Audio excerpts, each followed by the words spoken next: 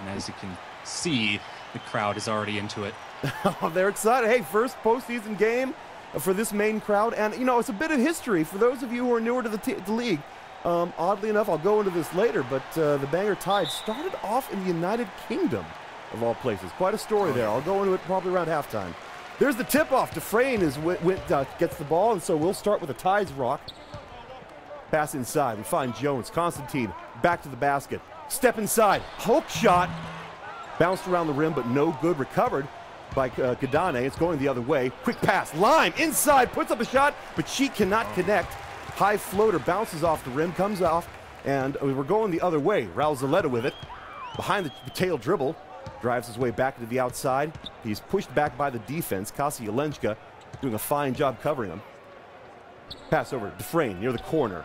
Pump fake. Pushes out, but he's blocked by the defense. They got to get rid of it. 3-ball, and it's good! Bangor is getting very good penetration, very good distance away from the Plymouth Taproots. Clifford Carlin's the first to draw blood here as he hits a 3-ball from outside. Beautiful job making the shot without hesitation right off the pass. Masaru wide open from the corner, but he fails to connect. Bounces off the rim and it's recovered. Tides ball going the other way. Dufresne getting in there in the middle and being able to pick that up to get the Bangor Tides to score again.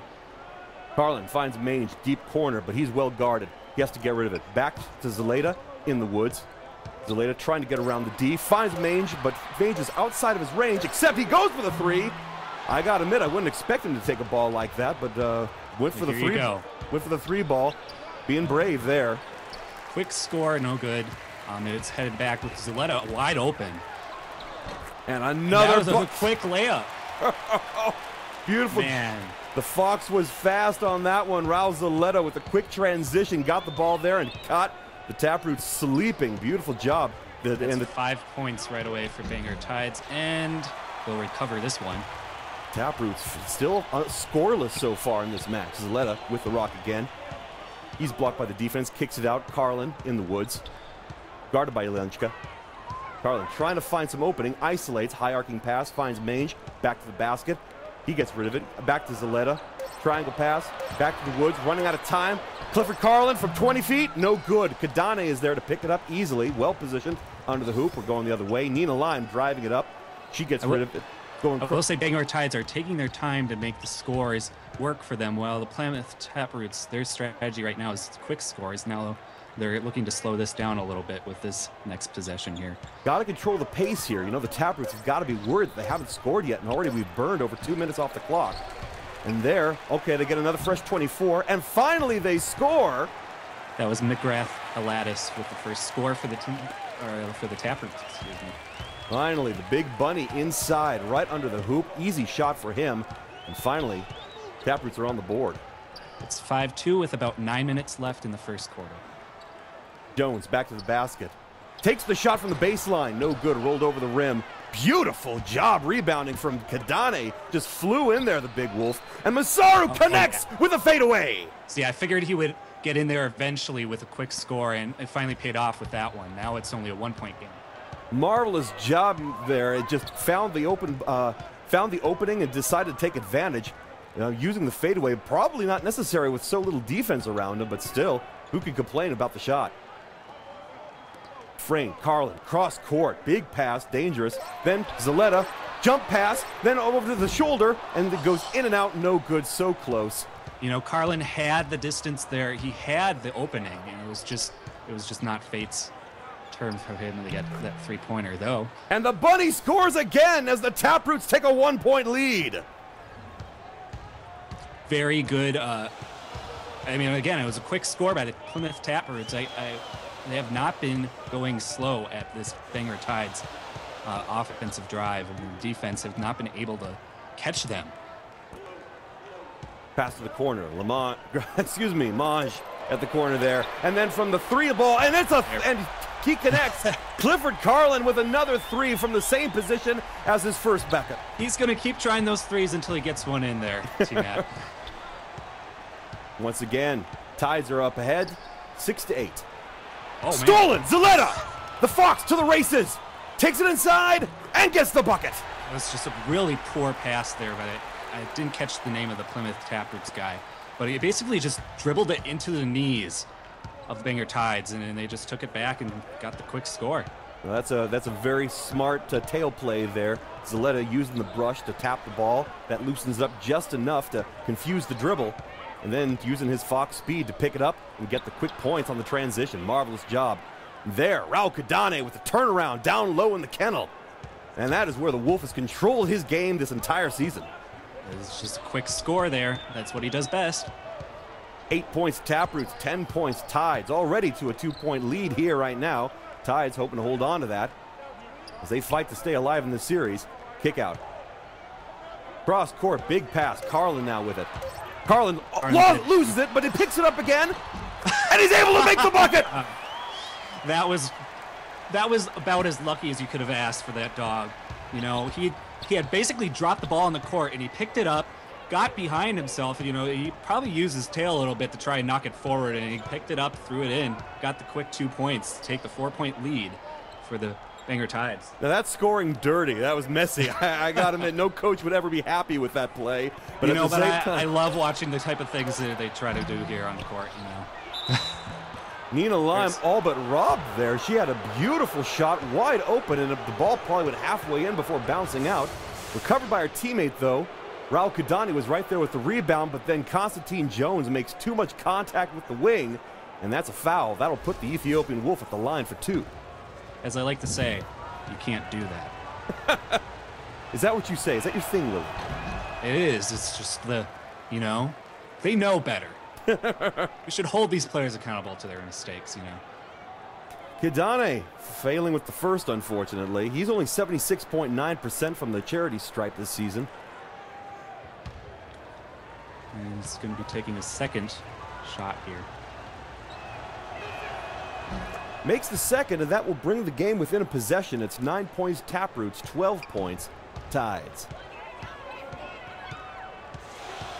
Carlin using the screen. Kicks out. Zaletta wide open at the corner. Connects. More 3-pointers for the Tides. Suddenly that move of moving Zaletta up to the starting line is looking like it made a lot of sense. Marvelous shooting from the Fox. And you know, I could have imagined that either, now they're taking a break here, I could have imagined that either Zaletta or, excuse me, I've forgotten who they replaced Zaletta with. Monty Silverthorne? Silverthorne. Honestly, either of them could have started tonight, but I think Zaletta was the fresher choice, and they needed a little bit of a change up in their roster to make sure that they keep competitive with these Taproots. Well, certainly both of these players good on shooting here. I'd say that Silverthorne is more of a pure shooter. Zaletta, on the other hand, got a little bit more defense. That was a marvelous play, using the tail to knock loose the ball and get the quick transition points, and that extra speed can be a big one. Constantine Jones picks up his second personal as he yet again makes too much contact with Raul Kadane under the rim, except this time the Wolf connects. He'll go to the line for the potential 3-point play. Kadane is definitely getting up close and personal with Constantine Jones in this one. No, those two big bodies, they're definitely going to be battling in the kennel, and I'll tell you that Raul Kadane, one of the most aggressive centers you'll find in the FBA today. While there's Constantine Jones, those wings, I mean, that is just a body built for ultimate defense in the low kennel. And here you're going to see that being a competition. With those 2 fouls, that'll put the Bird on the bench early. And then the Tides unable to connect. They were able to get the ball up, but missed the shot and was recovered by the Taproots. Taproots with a chance to try to trim their deficit. Walenchka controlling this Plymouth Taproots offense pretty swiftly, using the tools that are available. Though that was pretty blatant right there. Pretty rough there. Looks like he's going to be lucky if he doesn't get a flagrant on that one. Clifford Carlin fouls Nina Lime as she pushes her way to the low post, going in for the layup. But the big dog slams into the Wolf. And you know, these are the type of things that happen when a defense gets a little bit too excited. You get a little bit too, almost too into the game. They need to back off a little bit, need to shake off those nerves. They've got the 4-point lead at the moment. They don't need to be making these fouls so early on in the game. Nina Lime good with the first. She's at 94.1% from the free throw line this season. That's pretty unstoppable, and she makes them both. Raul Kadane sits down and is replaced with Darius Cole after he picked up his second foul. It's 15-13, the Tides over the Taproots with about 4.5 minutes left. Handoff. Dara now on the court. Fast moving the ball. They move it all the way around the arc, and then the three ball, but no good. The Tides unable to connect with a wide open three. Beautiful movement on the rock there. Shame they couldn't turn that into points. Cole, coming off from the bench, was able to get that rebound and send it back to Plymouth Taproots. Back in the woods, Lime with it, still in the triple threat. Starts the dribble. There's a mismatch, though, on the court. McGrath, oh, goodness, what a hit there. As the big bunny lands on his fluffy tail.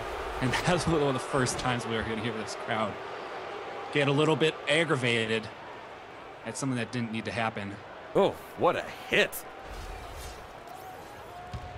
What a hit indeed. That was Eldred Dara giving a shove to the bunny, Jordan McGrath-Elitis. McGrath-Elitis down low trying to get an easy bucket, but the Wolf would have none of that, and saw that big black wolf just shove that white bunny, picking up a foul. I love how his jersey number is the 00. You like that? I love those crazy little quirks about certain players, you know. Yeah, they need to bring the 00 back with more teams. It's getting to be a more and more popular number. There's actually a fair number of 00s. In fact, Howie Frazier on the Tides is also a 00. So a little later in the game, we may see a second one. Well, 0000. As for single O's, Monty Silverthorne now on the floor. He's got control of the ball. The veteran hands off to Carlin. The rookie's now got it. Running out of time. Fade away. No good. Bounced off the rim. Recovered by by Cole. The Gator hands it off to Cheeto Wolfote. Vet now with it. Still in the woods. Back and forth. Quick dribble there before the kick out to Courtney Whitelash. Wolfote inside. Gets hit. And that's from Carlin, as Clifford Carlin picks up his second personal, making the shove of the veteran. It was just a simple rookie mistake. I don't think he'll be doing that again tonight. But you can't blame the K9. He's very eager to get into this game and show the home crowd what he can do. That's definitely there's a certain temptation to that. Wolfote is at 5'11", one of the smaller point guards you'll find in the FBA. Always been an incredibly successful player, very strong at his role. But when you've got a bigger, stronger dog like Carlin against you, that's got to be tempting. You want to give that guy a shove as he's going at the basket. There he did, but he got punished for it. Though maybe not as badly as he could have been, Wolfote misses the first of 2 free throws. Right, and if he makes this next one, it'll be a 1-point game for the Plymouth Taproots. Surprising pair of misses. This is from he misses them both. This is from a guy who had 93.4% from the line this season. And now Bangor dropping the ball on the court. It's going to be coming back and almost dropped again by Plymouth. Sloppy play there, except that it did end with a bucket. Excellent job. Wow, that was going in and out of pause like you wouldn't believe before Courtney Whitelash finally under the basket, able to get the kiss off the glass for 2. You know, it's the Plymouth Taproots with the green color. It's got to be part luck sometimes with some of the things they get away with. Absolutely. You just got to think. Silverthorne from 3. No good, not this time. That's his shot too, but unfortunately not able to connect that time. Quick transition, Whitelash inside again, and another bucket for Courtney Whitelash. Nice assist by Wolfote coming in and seeing Whitelash open on his left, throwing it over to the K9 and getting that in. Looks like the Tides are going to call a timeout. If they are now behind by 2 possessions, it's 19 Taproots, 15 Tides. Remarkable turn there. Tides were in control earlier in the game, but the Taproots have found their rhythm and are starting to build some momentum. As we would expect from either team, it's going to be going back and forth, I'm going to guess, all night long. Very much. I could certainly see this game being that way. To the corner, Chip Nelson. Couple of pump fakes, but no bite on that. He's still in the triple threat. Starts to dribble, but then gets rid of it. Constant Blockus now with it. Hand off to Nelson. Back to the rookie. And then kick out. Silverthorne from 3. He got hit that time, but no whistle. And he doesn't connect either. Wolfenberger tried to rebound it, but it was not meant to be. Tough play inside. Darius Cole pressing up against the rookie there. Constantina able to stop him from getting inside. And we're going the other way. Tides now with it. Just a quick score update. We're at 2 minutes left in the first quarter. It is 19-15. Taproots over the Tides. Silverthorne. Deep Woods running out of time. It's got to take a shot from 30. Misses everything. I don't know what he was trying to think of there, but, you know. Yeah, you'd think he'd take a step forward at least. Instead, he decides to go for the 30-footer and airballs it. So that's a shot clock violation. Tide's not doing a good enough job now getting open here, but they do have the younger players out on the court at the moment. Geloni now on the floor. Hands off to Whitelatch. Inside. Whitelatch with another bucket. That is 3 for Courtney Whitelatch. She is here to play. She is here to represent. Marvelous job. Excellent. Absolutely fantastic work. Courtney Whitelatch is definitely finding her rhythm right now. Silverthorne now with it. Starts to dribble. Weaves his way through the defense and just takes it all the way to the silk. That was as good as you could ask for. Setup was basically the Plymouth Taproots was just standing there watching. That is exactly what Silverthorne has done his entire career, ever since being picked first in the draft. That guy is just a marvelous player and can be so quick and so smooth getting around the defense. That time, he just caught everyone sleeping on their paws, made his way right to the hoop. No problem at all with that bucket. Sometimes I feel like they might be hearing us talking about them as saying, oh, these guys look a little bit tired. And then they come out and prove us wrong the next play. Maybe. Geloni was able to make the rebound that time. It's back to being a Taproots ball. Got less than 20 seconds left in the first quarter. From 3, Geloni does not connect. Shot clock turned off, 15 seconds to shoot. Silverthorne bringing it up quickly. Fast transition, but the defense is there to stop him. Oh, blind pass behind the back, but it fails to connect. Still, they've got control of the ball, 5 seconds to shoot. Silverthorne with it. Backs up into the woods. From 30 again, and this time he connects. Wow. It hit the head of Kadane, and it bounced back into the hands of the Bangor Tides, and they were able to get it back and score it right as the time clock ran out of time.